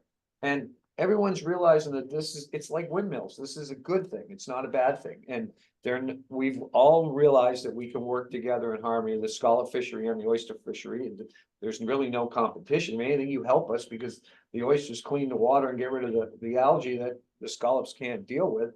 So I would not be against trying to get this all opened up for all of you. I don't think this should be for one person, it should be for all of you. That being said, my only concern is that, I just want to make sure, and I don't understand any of this really. But based on what Sean told me, I want to make sure he's not going to be put out of business by this because all of a sudden now he's got to move and he doesn't have the proper gear to get his oysters from the shore to the deep water. If, I wouldn't like to maybe give him, if he needs time to get it all done, give him the time. But I think you guys should all be able to use that. It just makes more sense to me that if it's easier for you to grow them in there, or it gives you the ability to grow more, then why not give you the, go through the process. To continue with this devil's advocacy, Sean has already stated that if he has to move all his gear to the deep water, he can't make it happen. And He's gonna what, I'm sorry? it won't work for him. He It's can't do it? not economically viable to him, so he's claimed. It would be nice if he were here to be able to explain that. But Simon, how many acres are you actually currently using? I use it all. I'm sorry? I use it all. Would you like to be able to grow in there in the summer if you could? No, you It's like use it right- all. What's the amount? I mean, Give- as give- Sean says, he's already decided how he's gonna farm there. Right. okay? Maybe getting permission prior to that would have been a smart thing to do, before you buy the gear to do that. Right. But that's neither here nor there. Right now, what I have, I can't afford to go move in there and do it. I don't have enough labor. And we also don't have enough there's not like, endless market to grow. I mean, we're not gonna abandon the head of the harbor. No, I'm just saying, if you wanted to expand, would you like to use both? There is so many, that's just another huge thing, expanding, it's okay. like, where you get your labor from, where your market's coming from. Can't get a boat off Yeah, island, Dave. all those things come into play, but would I wanna use it? Maybe, but right now, that would take me a couple of years of working out what gear and all that kind of stuff. I don't know, my biggest fear is that if you're wrong about public opinion, I could be in Schitt's Creek with my overwintering site. Unless you can guarantee me that I will always have an overwintering. Well, that's what I'm saying, is that leave it the way it is, don't change it, but then apply to use it year round. If they say no, you still keep it as your Who said overwinter. no? Well, it's ultimately the selectmen's decision, it's not the public's. And the deal.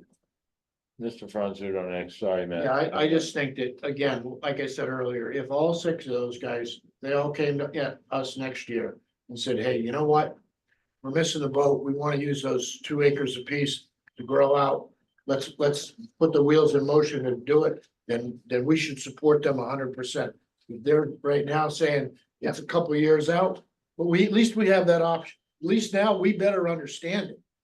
And if he cannot viably move his oysters into a deep water site, then, So just the only other comment I would have is the clarification on whether it's an intertidal zone or a subtidal zone.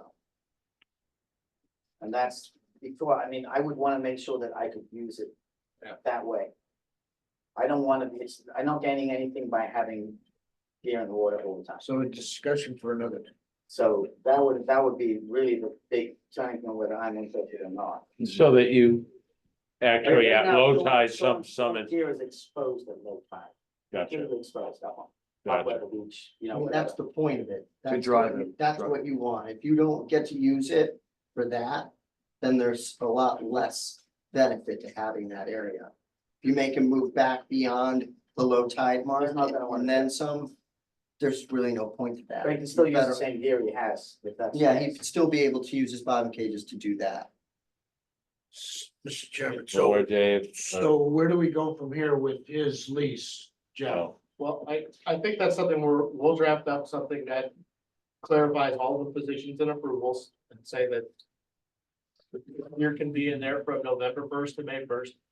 And after that, and then we'll set up a time frame, and we'll try to be realistic to say gear needs to be out of that location in a certain amount of time. Okay, And then, I mean, he has deep water leases that he uses currently.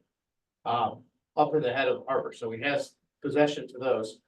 I mean, I understand the problem, trust me, it's not a discussion I'd like to have, but it's something also where I think we are at least a year away from talking to the existing growers and seeing if it's something that they want to do, to go through it the correct way, instead of just saying, at least, well, I forgot to get permission and now I'm in trouble. What do we do is to say, well, we want to make sure everyone understands and we're all working collectively, and you guys are in the loop, because having lived through the issues with Ted, I think part of it was people didn't know what was going on. I think part of this is to also say, this is the issue that's come up.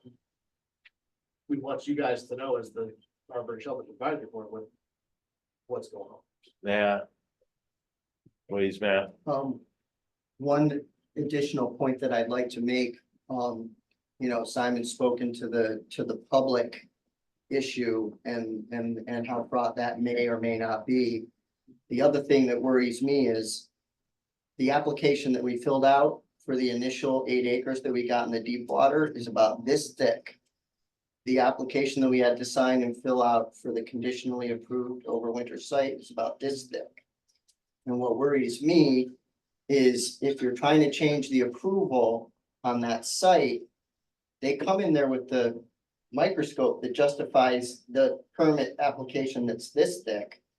And then you open yourself up to them saying, oh my God, this should have never been approved for anything in the first place at all. And that's what I think Simon's worried about, is if we have a problem with this, it's a huge risk to all of us. If they basically say, you guys are out, sorry, we found scallops and cohogs, this is productive bottom. Right there in the regs for DMF, you can't have a site in productive area. So I think in that sense, we've almost already gotten away with it. So John, please. Just for clarification, how many acres is he using on that overwinter spot? He only has a 2-acre lease. So he's only using 2 acres there. And at the time that he took over that 2 acres, it was filled with the remnants of limbrick, detritus, and possible harm to that area. Yes, it was full of Ted's Left abandoned gear. abandoned gear, correct. I'm friends with all you guys, and I really dig what you're doing. And unfortunately, again, Sean's not here to answer questions directly, can't speak to what his thought process was at the time. And this is a new item that's come up at the beginning of the season for him, which I feel badly about. Whether he knew about it or not, why he was just informed of it at this time in the season, I don't know. Perhaps there might be a way to offer some leniency for this season, because of the fact that he did everybody a favor, removing all that stuff, getting it out of there, and then say, okay, you get your business together for next season, otherwise you gotta be completely out. I'm just, trying to, again, I wish he was here to answer some questions from all of us, but, for somebody that sees somebody who's worked hard at that and cleaned up somebody else's mess, on his own, by himself, just for the most part, as was stated, is there an opportunity to somehow offer a little bit of leniency for him, just to get through the season and figure out what's happening? Just a thought. We did work with Ted for a year and a half. Well, With no result. let's, Right, Yeah. absolutely, but I'm saying there was things, it was, nobody kicked him out because he said your lease is done, you're out. We tried to work with him really hard. so what are you trying to say? We had some leniency. We had some leniency and. But I don't think- Not I a don't- year and a half, no, I don't, I don't think anything from Ted should, no, I'm Back saying out. this board recommended and worked really hard, as did Jeff. Jeff people working really hard, trying to make things work. yeah. And I would tend to agree that, let's not chop it off today. if, I know there are other impacts, because you guys do have to deal with this equipment that's now visible. But, yeah, I would like to see him be given a schedule where he can work it out and get it out of there. Yeah, I mean, I think we're happy to develop a schedule. Again, I think our also part of our concern is, you know, technically by approval, if we're harvesting oysters outside of that subtitle area, you're harvesting oysters from an unapproved area, which is not, That's a different problem. which is not allowed, Yeah, right? So There's a whole- I think it's also a protection for him too, right? To know that if he's gonna bring in product and has to log where it's coming from, that it's from a legal spot, then he can sell his product. Cause I think we all agree, we all want him to be Mm. successful and Right. and do it. And I don't think he's doing anything malicious or anything. I think it was just Misunderstanding.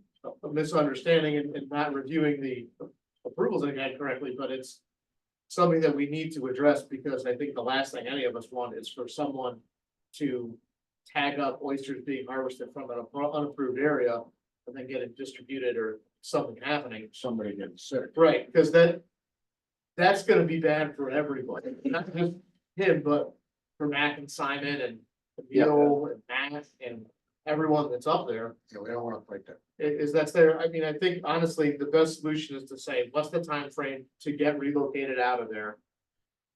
Let's collectively work and decide if it's something we wanna pursue. And if it is, we'll be back to here and say, this is what the plan is, everyone's on board with it, or a majority of the growers are. Let's move through the process together, let's get the DMF down to do the survey, and that's ultimately what they need to do, but I think we're a ways out on that. I think we just need to clean up what's there now and get it back to the start to then collectively. Mr. Brace, Is it, forgive my ignorance, is it a hard thing for him to transfer what he has growing there in that spot that we're talking about to his deep water operation, or is he full up? That was one thing, and I kind of agree with you, John. The other thing is, if we decide to say, okay, in this overwinter area, we open that up to everybody to grow year round, then where do you overwinter then? Because you've expanded. Well, you probably wouldn't fill up that whole area first of all. I'm just saying, if we Yeah. played this out all the way and you expanded into that area, then where would we overwinter? If that was all taken up by year round stuff? Would that go? I don't think there would be that much gear in there. That would, Okay. I mean, I'm not even sure I'd even use it as a grow out area. Everyone runs their leases a little bit different. Yeah. For how they do it, right? It's everyone's personal decisions on what gear they're running and how much and densities and. You know, I'm sure we could probably sit here for 10 hours and listen to Matt and Simon debate which way is the right way. And probably Right. never agree. But one of the things as to how long someone would take, it really depends if you want to go and buy the gear.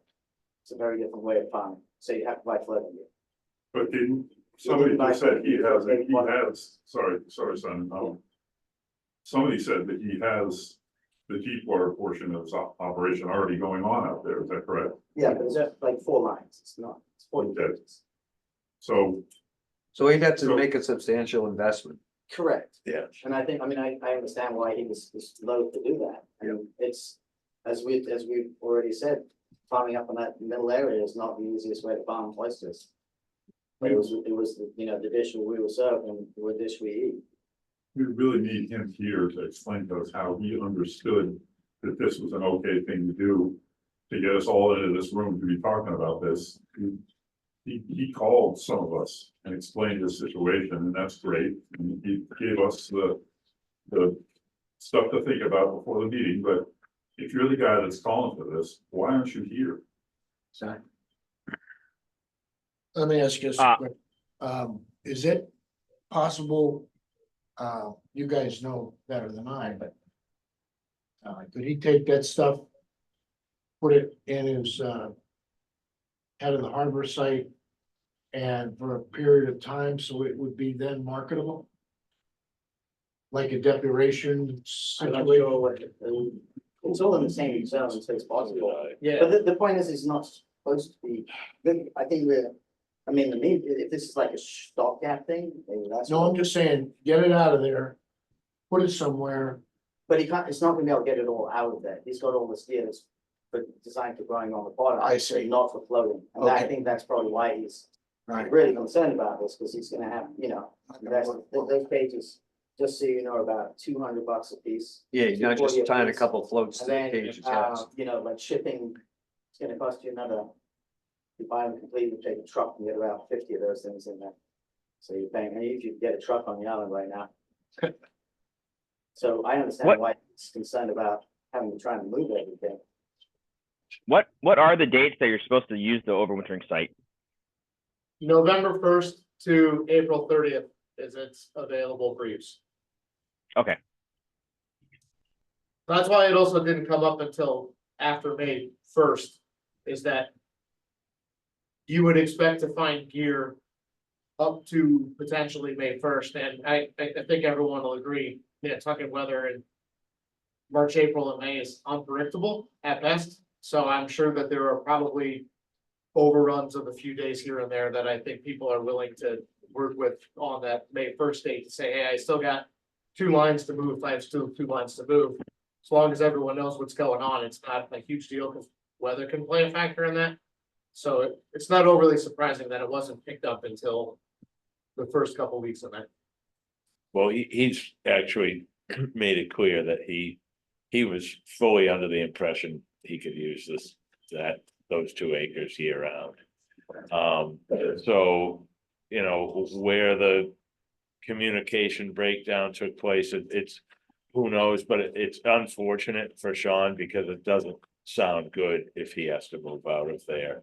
And on top of that, he feels as though being able to stay in that area, he's coming up with a bit of a different product than what Simon has or what Emil has, and I mean, is it safe to say your product is different than others? They're all different depending on how you grow. So they're all the same oyster. Right, Given the logistics, if he does decide he wants to get cages, like Simon said, and you gotta get them, you gotta somehow get them here. Can he leave that stuff in there, even though the deadline to get it out of there is up until he's able to actually transfer the stuff to his deep water site? I mean, or is he just gotta, you know, I mean, I think if he came in and said, hey, I'm getting cages, they're gonna be here in 2 weeks, and it's gonna take me 2 weeks to Yeah. effectively move everything. Like I said, we're not in the business of wanting to put people out of business or saying, hey, you gotta throw everything away. But I think it's also, don't add more stuff, don't put more oysters in, we're working on getting rid of it and moving it at least until the overwintering. I mean, I think we're happy to be helpful and flexible, but I think it's also. and obviously you can't harvest anything out of there and sell it. No, not right now, that area is not available, so he'd have to transfer it to his other site. Anyways, Is she aware of that at this point, you know? yes. I know he has had multiple conversations with both the environmental police officer and the Shellfish constable. Mr. Fronzino. You need a vote from us, to move forward. I think it'd be great, it always makes me feel better if we have definitive action from the board. Any more discussion from the public? JC, anything you'd like to add? I'm good. Board members? Is this going to the select board tomorrow night, regardless of what we No. do? No. So what exactly do you need? from I us, think if Jeff? you guys could just. Maybe make a motion as a board to maintain those sites in compliance with the current approvals, and then to work with the growers to. Decide any future action for that area, that would be clear instructions to everybody. And then we'll be back if the growers decide that we want to do that. Right. Somebody want to reword that or just pose so moved? You don't get enough of that. It'll take the- What Jeff said? Right now? Right now? I think I'm recording. Oh, it's all on there. Okay. It'll all be on there. Okay. So then I'll make a motion that we do that, as Jeff stated, that we maintain it as it is currently, and focus the funds, natural resources to work with the other growers.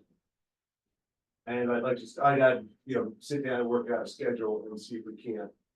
Yeah, and we're happy to come back and update you guys where we are in that process. You have another week or 2 weeks, so. Yeah, and I'll second that for for discussion, but you just said other growers, so some of the other growers are here, what do you guys think of that?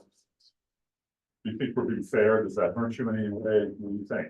No, I mean, as I say, my principal concern is that if we lose that area, then it affects me greatly. And that's my principal concern, and, you know, I don't want to see Sean out of business, who might consider what I do, but I don't. I want to make sure that I can always use that area as an overwintering site, because if I don't, my costs will dramatically rise. I'm paying $20 a cage to sustain cages right now, and 20 to finish back up. I don't want to do that with 500 cages. And it's not only that, it's the actual windows of opportunity to be able to do that. It's not a process you go, oh, sweet, we'll sink them all today. It takes weeks. And so for me to lose that site would be really bad. And that's kind of where I'm afraid of us raising our head above the parapet to get it shot at. Because I feel that this is kind of like maybe opening a can of worms we don't want to open. What you're saying, sorry to interrupt you, you don't want to lose that overwintering site. Correct. Exactly. Well, that's a discussion for another night. So on the motion, I would just say that, I would just add, as recommended by the Natural Resources memo dated June 13th, which delineates the overwintering sites. Just so it's more clear. And That's that, from the original approval. okay, Before June 13th, 2013. Yep. Right. Yeah. Right. So we have a motion, have a second? Motion's been made by Mr. Bossy, seconded by Mr. Brace. Any discussion? All in favor, Mr. Bossy? Mr. Anderson? Aye. Mr. Brace? I, Mr. DeCosta? Aye. Mr. Sherlin? Aye. Mr. Franzuto? aye. Chair votes aye as well. Summer schedule. How's everybody feel about one meeting in July and one meeting in August? What we've been doing over, I don't know, the past 9 years that I've been here, so maybe we should have three, 3. state, one of them. I just have, since I'm new, can I ask? Please. Tara, when do you usually do your scallop survey? September? We just completed one. We did a spring survey for the first time this year, and then the next one will be the entire month of September, because we're doing 40 sites in Nantucket Harbor and probably 12 to 14 sites between Mattocket and Tucker. I just want to make sure we have time to revisit what we talked about last November, which is the ability to potentially start the season at 6 boxes. The reality with the scallop fishery now is it's not the same scallop fishery it was in the 1980s. The bulk of these scallops are wanted by the consumers in November, December. As soon as January rolls around, the price goes to crap. The buyers don't want them, and we're all struggling to move our product. I would rather harvest 6 boxes in November and December and go to 5 in January than to do it the other way around. And I want to be able, if we have a good set, like it looks like we're going to have based on the amount of seed, I'd like the ability to discuss that in September after you do your surveys and get it in place with the Board of Selectmen for a November 1 start date. If we decide that's the route we want to go. That'd be doable. So, Mr. Chairman, Bobby, Mr. Brace. we just set that schedule and say, okay, we just want to meet in July and August, one meeting. Yeah. That doesn't mean it's. No, so if we I decide understand. We want to have 2. Yeah, okay. Yeah. No, I agree. I think July and August, there's no reason to meet more than once. We did it as the select board. We only met once in the summertime too. Everybody's got busy schedules and there's not a lot going on unless we can always have an emergency Yeah. meeting. Takes Yeah. 48 hours to post one. No, you I just wanted to put Yeah. that out there Well, I'm so that glad we you can did. sort of put it on our Um, schedule for yeah. in the fall. I think everybody should, go home thinking about that, weigh out all the odds. Safe to say, Mr. Sherlin, would you like to chime in on that? I think that's something we should definitely look at. I think previously I had mentioned raising limit after a certain date and looking at raising the limit for the week of Thanksgiving and Christmas for sure. Okay, well, I know, you know, it's been an issue in the past that, you know, you've got people who are only fishing for the first 2 months. Yeah, but they And- can't, And then the people, the diehards that stay in for the rest of the season, I mean, they're in on it too. Personally, I think it ought to be 6 boxes for the entire season as long as, I mean, it's just like anything else. It's gonna, you know, if there isn't enough out there to get 6 boxes, you're not gonna get 6 boxes, but, to see or hear that there are still a lot left at the end of the season, is an issue as well, I would think, but, I know, so- You know, some of that's kind of changed a lot with the amount of licenses sold now too. I think there was only 80 something licenses sold this year. it's, Can somebody there's a confirm bunch that? of factors that would, for me to make this change would happen. One is like last year, the weight was nowhere near what it normally was. A Right. 5 box limit used to be a 40 pound limit. Now it's a 30 pound limit. So if you get a 6 box, now you're getting more towards what you used to catch anyway. You know, there's, Sure. you need, but that's where the survey comes in. And Right. the beginning of the family season, all these things can be looked at. The reality of, you know, what the way we have changed everything now to where you have to buy your license in March. And if you do buy a license after the season starts, you can't get a start date till 30 days after you buy the license. We're not gonna get the guys that jump on week 2 because, you know, there's just not that many guys scalping anymore. It's a huge investment to rig a boat. There's not that many of us left. It's an aging out fleet and I just, if we can harvest as much as the product and get as much of it out there when it's worth the most money, that's something I'd like to see us do. So. Mr. Chairman, Mr. Franzuto. I'd like to make a motion that we meet the first Tuesday of July and the first Tuesday of August pending any emergencies. Can I make a friendly amendment? Sure. To the second Tuesday in July, because that first one's 4th of July, right around 4th of July. Fine with me. Well, our choices really can only be the 1st and 3rd. Really? Tuesdays. Well, we That's, can- that's what our schedule always is. The room may be used that second Tuesday by another board or commission. We can ask Eric if we can do it on a different day, if that's not a problem. If not, We need the meeting, so. Yes, So. Or we could meet the third Tuesday of each month. Meeting in September anyways. 2/3. Perfect. I'll second. That way we don't have to deal with the 4th of July holiday. Right, yeah. If it helps, that would be the 16th of July, would be the 3rd Tuesday of that. Perfect. okay, so the motion's made to, for our summer schedule to be, the 3rd Tuesday of July, 3rd Tuesday of August. And of course, subject to change, if we need to. You need a or at motion another for that? meeting. Dave already made it. Yeah. If you amended it. Yep. And you seconded it? Yep. Okay, the motion's made and seconded. Any more discussion? All in favor, Mr. Bossy? Aye. Mr. Anderson? Aye. Mr. Franzuto? Aye. Mr. DeCosta? Aye. Mr. Brace? Aye. Mr. Sherlin? Aye. Chair votes aye as well. Any more questions or comments from the public on anything in tonight's meeting? Anything, anybody'd like to have on the agenda for our next meeting that you can think of now? Mr. Franzuto was kind of muttering something, was a discussion for another time. That was about what, No, something that with the oyster lease. Harbor regs. harbor regs, but that, Right? we'll do that another time. All right, well, so, unless it's a 3-day weekend, Mr. Brace and I make the agenda, the Friday before. So if you think of something you want on the agenda, please get in touch with one of us before 2 business days before the meeting, which is basically the Friday before, unless it's a long weekend. Andy, with, Peter, will you just share my contact info with all of the rest of the board members? So if anybody wants to contact me. Yeah, if you can just send everybody a email, it'd be great, and. Yep. I'm not talking to him. You have his email as well. Yeah, Okay, I will forward it out. Yeah. our next meeting is June 18th. Motion to adjourn? Second. Motion's made by Mr. DeCosta, seconded by Mr. Anderson to adjourn tonight's meeting. All in favor, Mr. Bossy?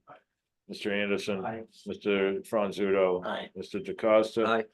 Mr. Brace? All right. Mr. Sherlin? Aye. Chair votes aye as well. Good night, everybody. Thank you very much. Thank you guys all for coming. I appreciate it when you guys show up.